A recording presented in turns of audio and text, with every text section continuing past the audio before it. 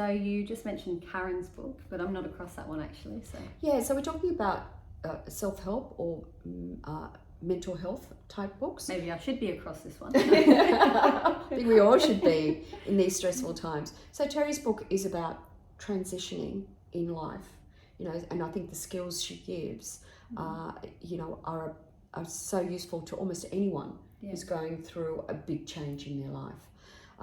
Karen Graham is just astonishing. She's a highly respected, highly experienced psychologist, and she has a very scientific approach, but she was also understanding through all her many decades of dealing with people and their mental health issues, that there were some really simple exercises that she said from the very beginning are confronting. Yeah. You know, when you're dealing with issues that are constantly causing you anxiety, unraveling that is not easy. Yeah. So, but she has worked out some ways of allowing people to pick up their issue and be able to deconstruct it in a way that gives them peace and a lot more harmony, and stopping that, you know, kind of a railroad track, that circle. It's so hard to get off that. So to have something practical to help would be wonderful. And she has got a very practical approach, you know. So this was the book that had the pie chart. So how do you describe a pie chart? And we decided that we would audio describe it, and that was me. I audio described that one, and I loved doing it because it was about describing what you need to think of in each of those 8 quadrants. I was doing it for myself, of course, as well. How is it that you take an issue? So I think there was one example where, you know, someone was quite distressed because their children are fighting, and they're adult children, and it's causing her grief, and it's affecting her work, and it's affecting the way that she's performing, and she feels a little bit kind of vulnerable. So taking that issue and breaking it down and giving her permission. I think Karen did a brilliant job. Brilliant job. And describing it in a way, like in the end, as Karen says, and we did all write little bits of extra text. This is what the things to consider. When you've listened to the whole of this and seen the demonstration, sit down for yourself and do it. You know, pause or whatever, or do it later. That's the most effective way of doing it. It's almost like a mental process. But you know, it's just to be able to listen to the whole book, the whole flavour of it. And it's not long, it's 40,000 words or so. So she's got 2 versions of this book. One is how to manage your feelings, accept how you feel. Beautifully narrated by Christina Percival. Oh, yes. Yeah, you'll recall that she did, you know, a science fiction book for us. And I think she had 12 different accents. Amazing. She's astonishing. And she really resonated, as they say, with this book. Did a beautiful job. And then the other book is Mind What You Think. And that worked so beautifully because we had a male voice for that one. That was Andrew Buchanan. Beautiful, you know, melodic, deep voice. Also very logical, but very expressive. And we actually carried that one out, not in our studios, but in one of our community radio studios to Fine FM. And so that worked brilliantly. So behind the scenes, in front of the scenes, it was just such a successful project.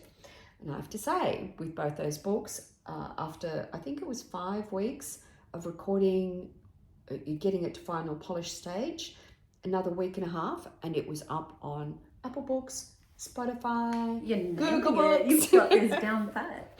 So I think that's something that's happening very successfully for us, is that we have refined a system and a relationship with our brilliant distributor, Andrew Farrell of EBook Alchemy, so that our books are able to be uploaded swiftly onto these global platforms. And it's not because you're light onto, because you just finished Wil Roach's book. Yes. So Wil, it took a totally different pathway to the book. You know, we try and honour every author and the way that they want to deal with their book. Wil wanted to narrate it, self-narrate it. Now, usually I would rather lose the job than encourage an author who has not got the right voice to narrate their own book. Because the voice, the sample that the people listen to, is the key factor that people use as a decider for when they're going to, buy a book or not. But Wil's voice is magnificent. So it's magnetic. Yes. Molasses. And he's just got, and he's actually a good reader. Like performing narration of a book is this sweet spot between performance, which is too tiring on just performing, and too over the top. You want somebody to just be relaxed into it, but it's not reading a book, because that then becomes too boring. It's like energy. It's that middle ground. It's got to have that middle ground. So he actually is a good reader in that way, because he knew his own work. But what we provided him with was everything else, the editing, the mastering, but also the management. This is what I think the feedback we got from Wil is that if he'd hired his own studio, hired his own audio engineer, it would have taken him 6 months to do this. And I cannot guarantee what the quality of it would be. And and it would also be a hell of a lot more expensive because he's not able to edit. So we had Marty there who was editing there at the same time as he was recording. So they smashed that out. And it's good to do something in a short period of time because there's a momentum of the story that happens. It's hard. If you go in and out of it, you lose the tone or it's hard to get back in. Yeah, so the whole kind of thread of it gets lost. So that took less than 4 weeks, another 2 weeks. Really? And it was up, and it also is up on Kobo, Apple Books, Spotify, Google Books. So we're really happy with that. With Audible, of course, they're going to get onto Audible. It's just that I was talking to somebody from overseas even recently, and they were saying, "Are you having trouble with Audible? Why does Audible take so long to upload things?" So I'm glad it's not just Australia. Mercury in the microwave? What's going on?